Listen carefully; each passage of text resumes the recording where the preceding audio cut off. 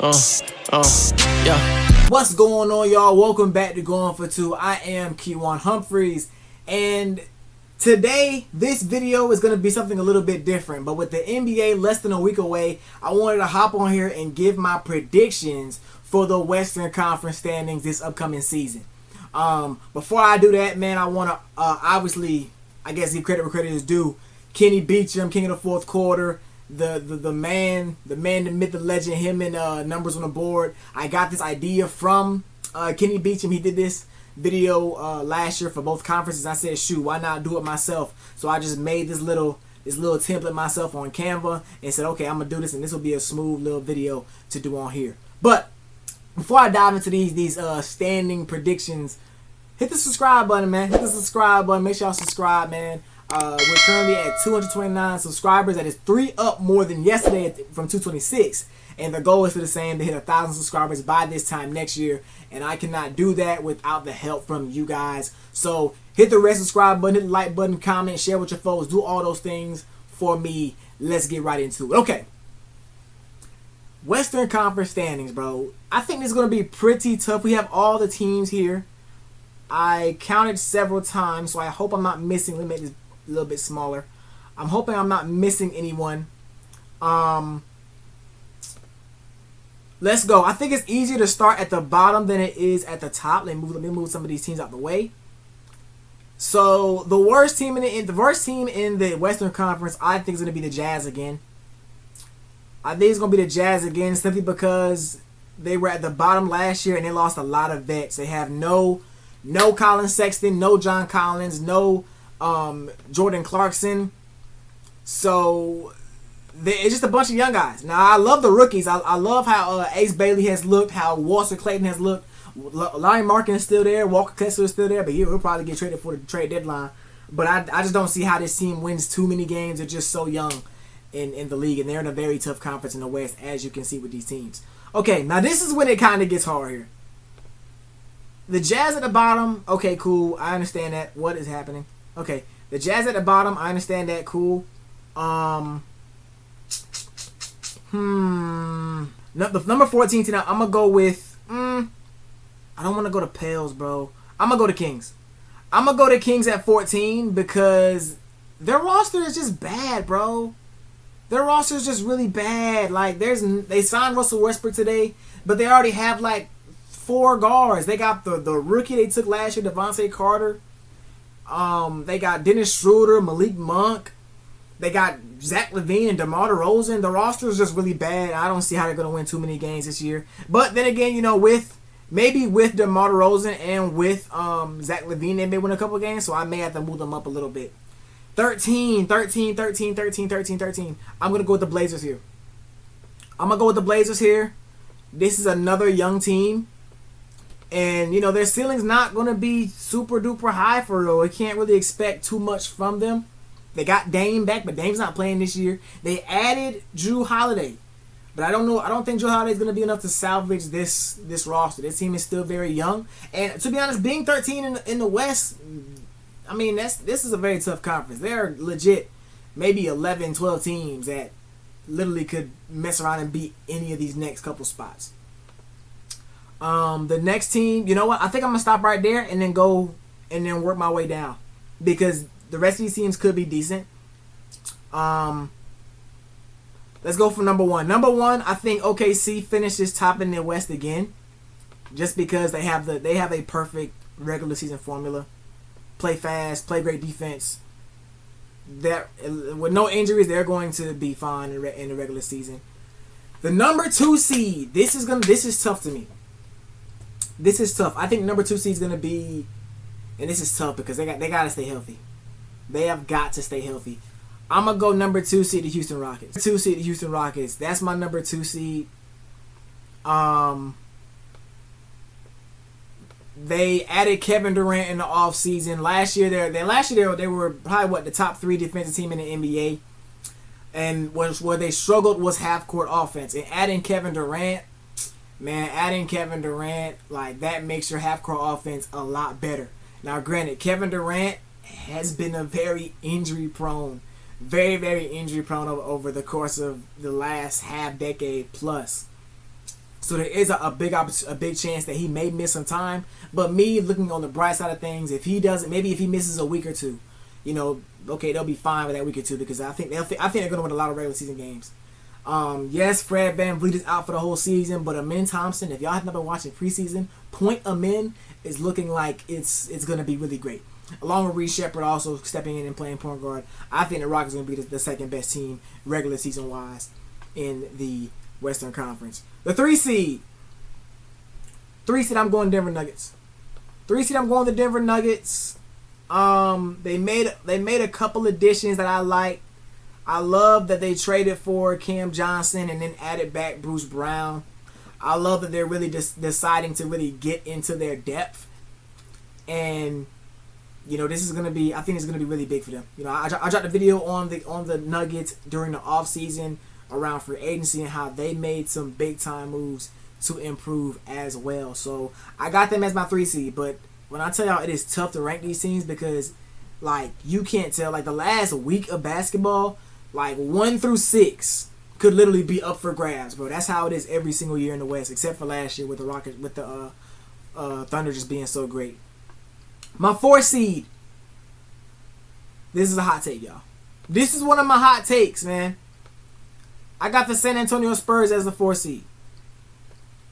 I am so very high on the Spurs and Wembanyama and De'Aaron Fox and Stephon Castle and Dylan Harper and all the guys. I'm so very high on that team, bro. If y'all watch my last video where I ranked the top 10 NBA players, bro, I talked about how I felt like Wembanyama is going to be a top 10. Is going to be a top 10, but probably by the end of the season be a top 5-ish player. And his impact on the court is going to make these guys so much better. And he's got all these guards that are just running and passing and shooting and defending. Man, it's gonna be tough. If they can stay healthy, this is probably gonna be my hot take here. I got the Spurs finishing top 4 in the Western Conference, but it all depends upon health, of course. Number 5, I'm gonna go T-Wolves. Number 5, I'm gonna go with the Timberwolves, bro. I think their identity is still the same. They still got Anthony Edwards, still got all those guys. They lost Nickeil Alexander-Walker, yes, but I think they'll be able to make up for what he did in some way, shape, or form. I think Anthony Edwards is going to take another jump this season.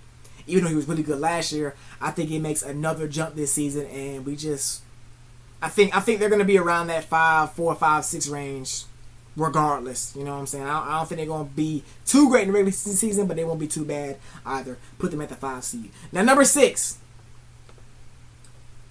Man. This is tough, y'all. Number 6, I'm going to go Dallas Mavericks. Oh, what am I doing? I keep messing that up. Number 6, I'm going Dallas Mavericks. My template is going all around. I did not put enough space in between the numbers. But number 6, I got the Dallas Mavericks. I dropped a video on them a couple weeks ago. I love their roster, bro. They legit have 2 starting lineups. And I know Kyrie's going to be out for a majority of the season. But, like, I think they're going to be fine. They're going to really manage well in the Western Conference without Kyrie. And then when Kyrie comes back, that's when they're going to make a jump and really be a contender to win the championship, in my opinion. Of course, health. Of course, this list is really like, it's with all the teams healthy, of course. But, of course, that's not how it works. But I'm really high on Dallas Mavericks as well. I don't think they're going to do as great in the regular season simply because they don't got their second best player. You know what I'm saying? And we got to see what Clay on them is looking like. But I think Cooper Flagg, bro, he's going to be a star year 1. I think he's going to be a star year 1. And he's going to be a big reason why this team stays afloat and ultimately misses the play-in. Because when the play-in race starts, like later in the season, Kyrie Irving will be on the court. So I got them winning the play-in race and finishing at 6. Number 7, I got the Golden State Warriors. Number 7, I got the Golden State Warriors. So now we're finna get into who I got in the play-in. I got Golden State because Golden State is gonna be Golden State. And you look at last season, their record when they ran the starting lineup, I want to say of Steph, Pods, or was it Steph, Moody, Jimmy? When they ran a specific lineup, bro, they barely lost. And to be honest, I still think Minnesota would have beat them. But before Steph went down with that hamstring in Game 1, bro, they were looking like they were gonna run through the Timberwolves, bro. So I think a full offseason, a full training camp with Jimmy Butler on the team is gonna make these guys really good. I know I got them at 7. You know what? I'm actually gonna do this. I'm gonna put the Mavericks at 7. I'm gonna put the Mavs at 7 just because I think that's a safer way to go, and put the Warriors at 6 because the Warriors are gonna have their guys for the whole season. So flip that. We're going Warriors at 6, Mavs at 7. 8 seed. I'm going to LA Lakers. And I know what you're thinking. Dang, LA at 8? Bro, LA's roster is not that crazy, bro. I think their roster actually is. I think their roster is not going to be good at all in the Western Conference, bro. And you see, I'm making a whole mess in this thing. I don't think that their record is going to be. I don't think that their roster is good enough for regular season play. And I say that because you got LeBron James, 43 years old. He's not going to be pressing the issue in the regular season. He's not. He knows that regular season is not where championships are won. He gonna be chilling. He gonna let Luka kill. Austin Reeves is gonna have to kill.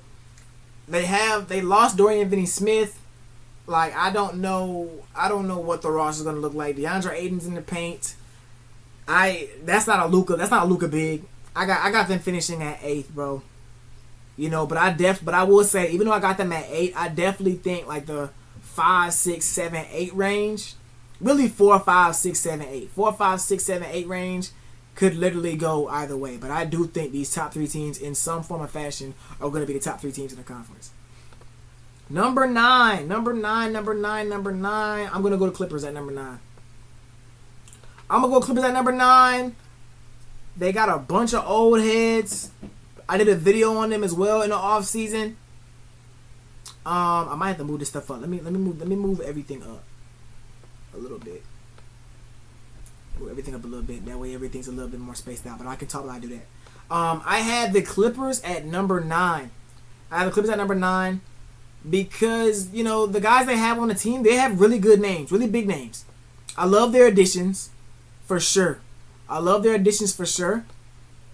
I'm just not the biggest believer in them. I think the guys they got only work if everybody plays.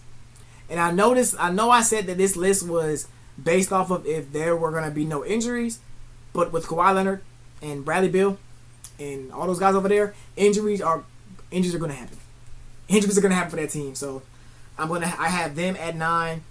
I definitely think they can still make the playoffs because they have enough talent to win 2 games in a row, bro. So At 10, I have the Memphis Grizzlies. I'm not sure what Memphis is going to look like this year. They traded away Desmond Bane for Contavious Caldwell-Pope, ain't it? I don't like that move at all, especially with Contavious Caldwell-Pope not being able to shoot the ball really well at all in Orlando, and trading away your arguably second best player in Desmond Bane. I don't like it. I don't like it at all, man. We'll see how the young guys over there progress. Number 11, I got the Suns. And you know what? To be honest, y'all, no matter how good I want the Suns to be, because I actually think I actually like Devin Booker, y'all. I just don't think they're gonna win too many games, bro. Like their roster is all right, but in the West, so I definitely think somebody's got to be a shocker, because the same thing was said about the Clippers last year. Nobody expected the Clippers to be as good as they were. They ended up making it up to a 5 seed, shocking everybody. But that's where I got the Suns. I think the Suns. I don't have too much faith in them, bro. I don't got too much faith in the Jalen Green and Devin Booker backcourt.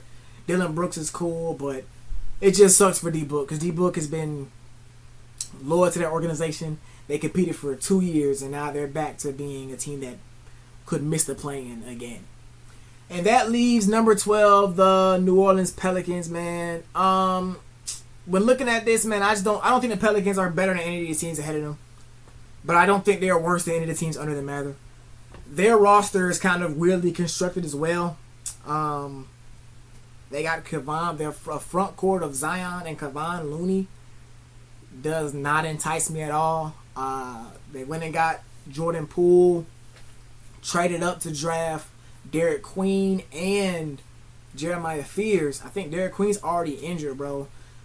But Skinny Zion could be interesting. Skinny Zion could very well be interesting, but I don't know if he's gonna equate to that many wins. We just gotta see what happens. But yep, this is it. These are my Western Conference standings predictions. I think I did a good job. I may do a video later on after the season or whatever and compare. Maybe I'll do a little TikTok. Follow me on TikTok at Going for Two Queasy. It will be in the description, of course. Yeah, these are my predictions. I think I did pretty good. I hope you guys agree with me. If not, put in the comment section who you have first. Who is the team that you're gonna have jump up? That wasn't in the playoffs last year. Who do I have too low? Who do I have too high? Let me know in the comment section. Let's chop it up in the comment section. We will have the Eastern Conference dropping tomorrow. I'm gonna record it right now, but we're gonna have the Eastern Conference drop tomorrow. But until next time, Going for Two. We out of here. Yeah.